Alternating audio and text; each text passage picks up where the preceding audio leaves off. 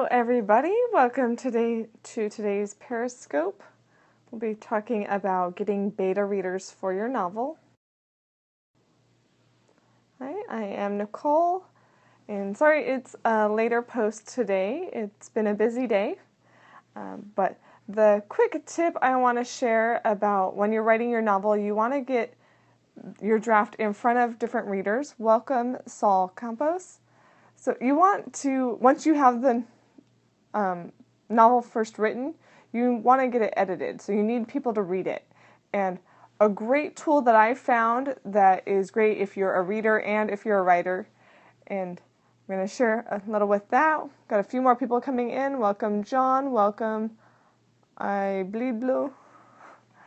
A few others.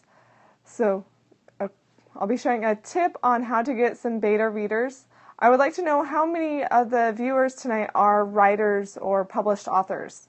So if you have written or you are writing a book or novel, please just let me know in the comments. And if you haven't ever, you can let me know as well. Just like to know who's watching this evening. And today's Periscope isn't going to be very long. This is just a quick tip. And so it's a great tool to use if you're just wanting to read books that are unpublished works, or if you are a writer and you're wanting to get people to read your book and get feedback on your writing. And so there are a few different resources available out there. I'm just going to share one of them that I personally like a lot. The resource that I am going to be sharing is called Wattpad. It's Wattpad. And it's an app on your phone. There's also a website. There are more features on the website, but the app is just very convenient to always have with you. What Wattpad is where authors go and they they post their books. And so a lot of them are unpublished authors, and it's just a huge library of free books. There are millions of users on Wattpad. And so you can go on there, you can search by category and different things and read all kinds of books completely free. And as a writer, you can actually publish your books on there. It's recommended that you publish just a chapter at a time, and then the readers can comment on whether there's a certain line in the book they like, or they want to comment on the chapter.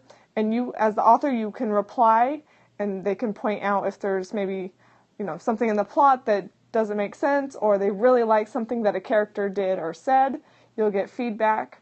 And it's just a fun way to get readers and build a community for your book, and to get feedback from people that love to read. So it's called Wattpad. That's Wattpad. And it's not the only resource of this type available. There are others, but this is the one that I'm the most familiar with and the one that I like the best.